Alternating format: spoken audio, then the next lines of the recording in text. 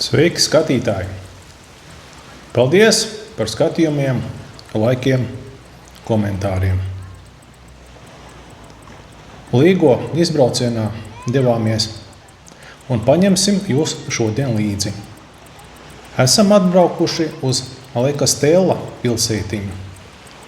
Tā ir gleznaina zvejnieku un kurorta pilsētiņa Itālijas dienvidos, Kalabrijas reģionā, Krotonas provincē. Tā atrodas Jonijas jūras krastā un ir daļa no Capo di Cuto jūras aizsargājumās teritorijas. Vieta ir pazīstama ar savu ikonisko jūrā izvietoto cietoksni, un pilsētas vēstures stiepjas tūkstošiem gadu senā pagātnē, kurā savijušies mīti un reāli vēsturiski notikumi. Pilsētiņas nosaukums ir saistīts ar seno leģendu un vēstures liecībām, ka šajā līcī reiz atradušās vairākas mazas nocietinātas saliņas, kas laika gaitā jūrā nogrimušas. Romiešu rakstnieks Plīnijs vecākais savos darbos minēja šīs salas, un viena no tām tikusi saistīta ar Homēra Odisejā aprakstīto Nimfas Kalipso salu. Tāpat pastāv uzskats, ka otrā pūniešu kara laikā šeit patvērumu guvis slavenais Kartagānas karavadonis Hanibals, kurš licis uzbūvēt pirmo nocietinājumu.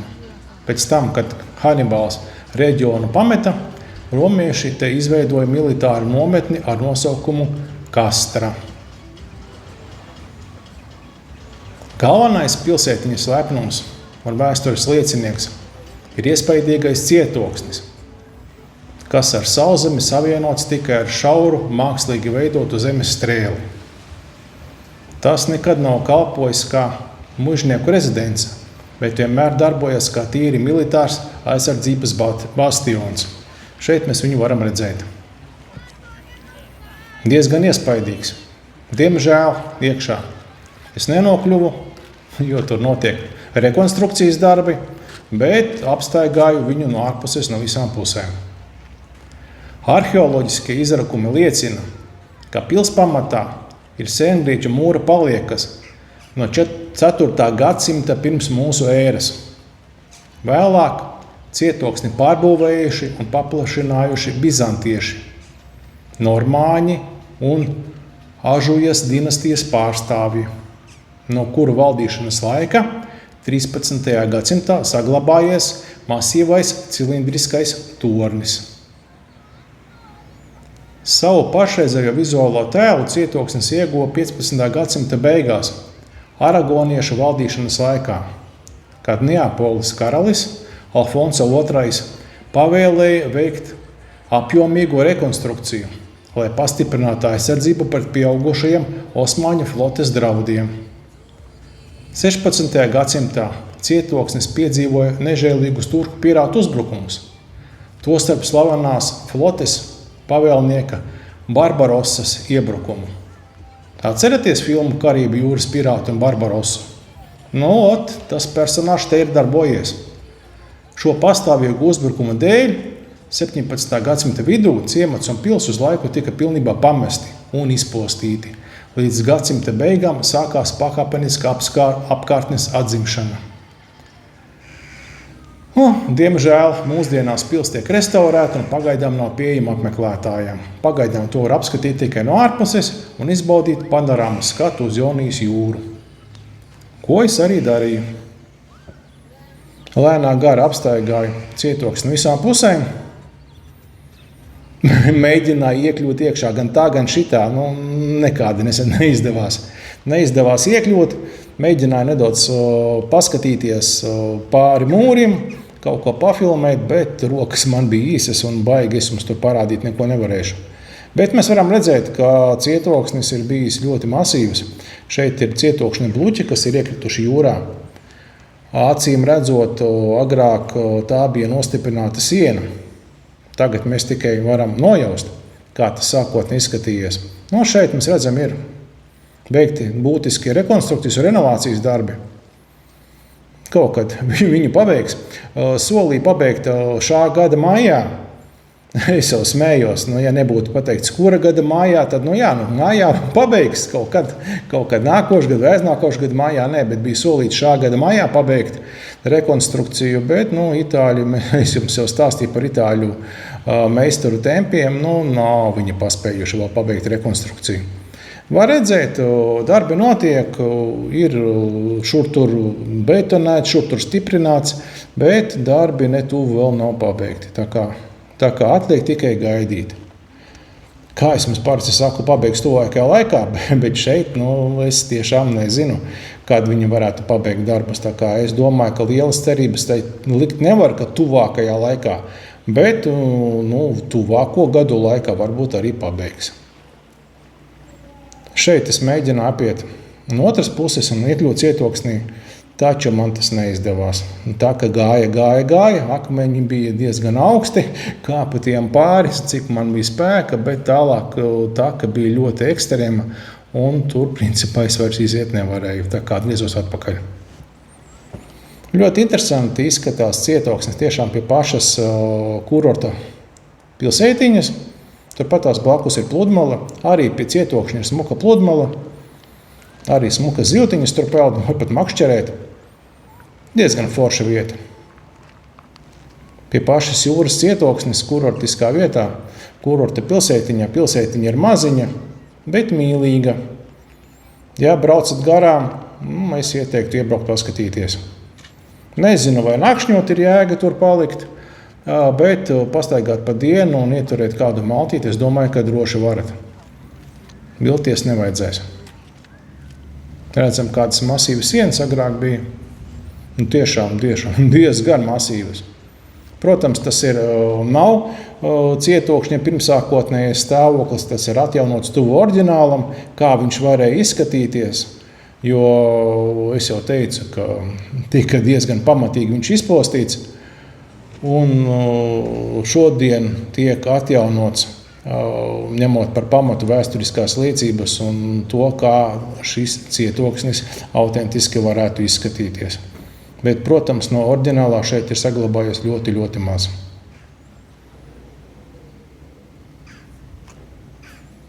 Diena bija skaista, saulaina, tieši kā radīta filmēšanās pasākumiem. Bija gan karsti, bet dzesēja atspirdzinošs vējiņš. Kā es arī saku, ko neizdarīsi kontenta dēļ.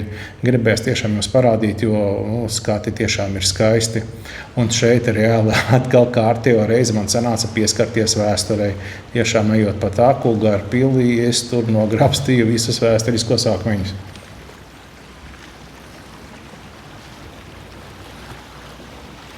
Šādi izskatās neatjaunotā puse.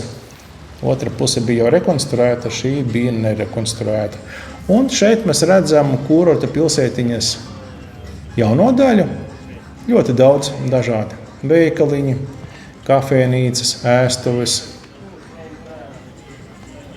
Kā principā ir kur pastaigāt, ir ko paskatīties un ir arī kur ieturēt maltīti.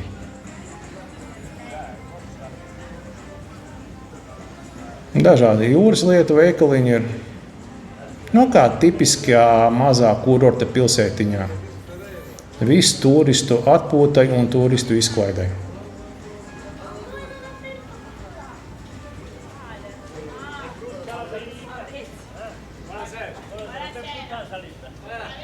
Nedaudz vēlāk parādīšu numuriņu, kurā mēs nakšņojām. Un arī parādīšu, ko mēs maltīti ieturējām kādu. Numuriņš bija tāds interesants, blakus cietoksnim pie pašas jūras. Tā kā, ja kāds dodas uz šo pilsētiņu, principā es varētu ieteikt apstāties šajos apartamentos. Bet pilsētiņa apartamentu ir ļoti daudz.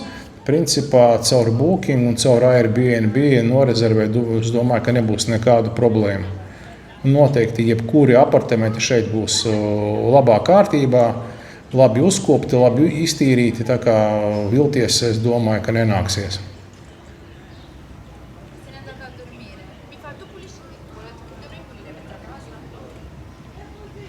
Nu, redzam apkārt dažādi suvenīra veikali, kafejnīcas, bāri, restorāni. Nu, nekas tāds. Nu, bet, ejot cauri pilsētiņai, man nācās jums parādīt to, kas šeit ir. Es neesmu baigais iepirkumu fans, bet kaut kādus suvenīriņus šeit var iegādāties. Arī es iegādājos magnētiņu savai kolekcijai, jo mēs pērkam no visiem braucieniem magnētiņus un stiprinām viņus pie leduskapja. Tādai atmiņai mazi suvenīri no katras vietas, kuru apmeklējam.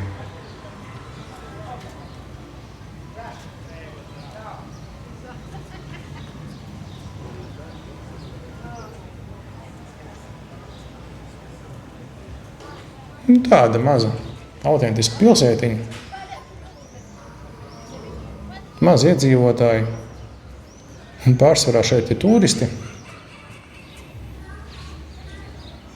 Pa dienu ielas ir tukšākas. Vakaros ielas piepildās ar cilvēkiem. Varās vaļā restorāni, dažādi naktslokāli. Nakts dzīve, es domāju, ka šajā pilsētiņā sit augsta vilni. Nu, bet es neesmu uz diskotēku, šoreiz negāju. Nāca miegs, biju labi paēdis, šoreiz es diskotēku neapmeklēju.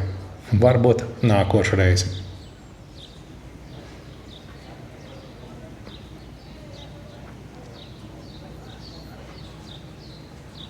Tā kā redzam, šajā pilsētiņā ieturēt maltīti nav nekādu problēmu.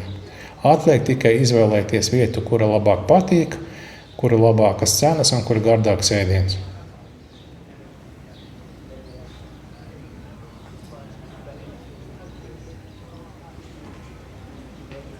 Bet es domāju, ka Itālijā turistiskā vietā diezin vai kādā vietā varētu būt negaršīgs ēdiens. Jā, cenas droši vien atšķirsies, bet es domāju, ka ēdiens visās vietās būs labs, baudāms un garšīgs.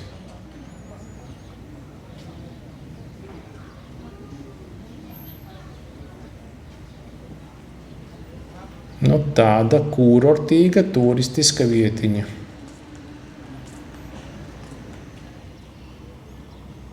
Šeit mēs redzam ostu.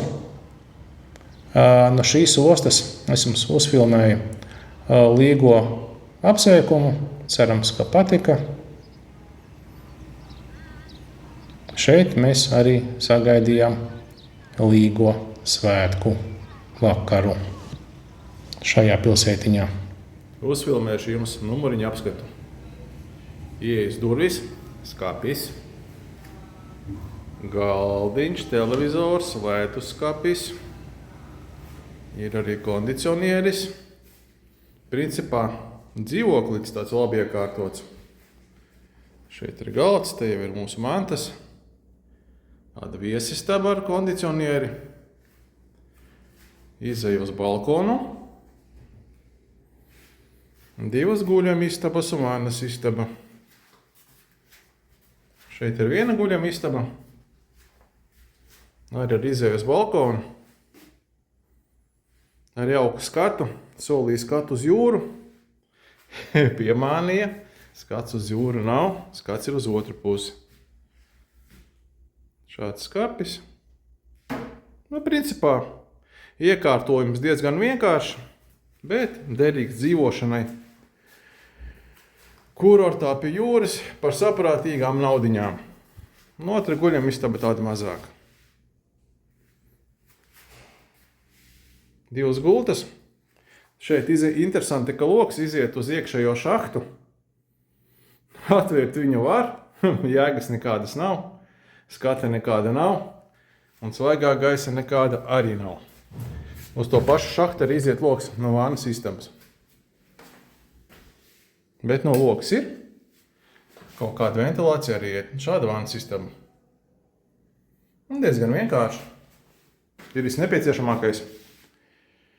Pods, bidē, izlietne, dušas kabīne, vēl viena izlietne. Tāds ūdens boilers. Principā diezgan vienkārši. Dzīvoklītis. bet ir derīgs dzīvošanai.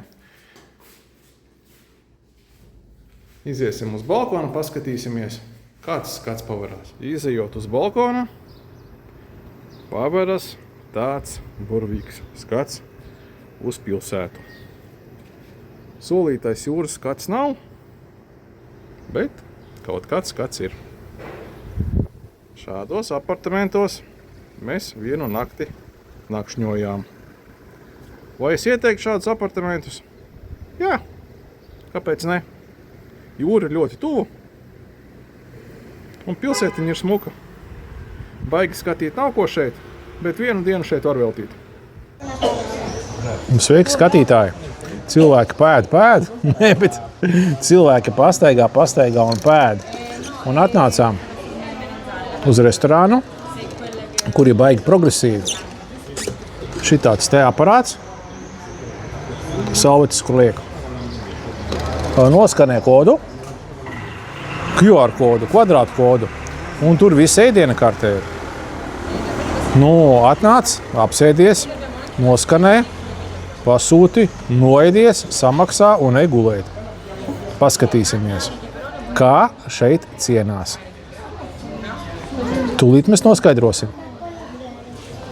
Diezgan īsā laikā atnes šādus ēdienus, šādus te ēdienus, dzērienus, un tur tādu elegantu alu glāzi.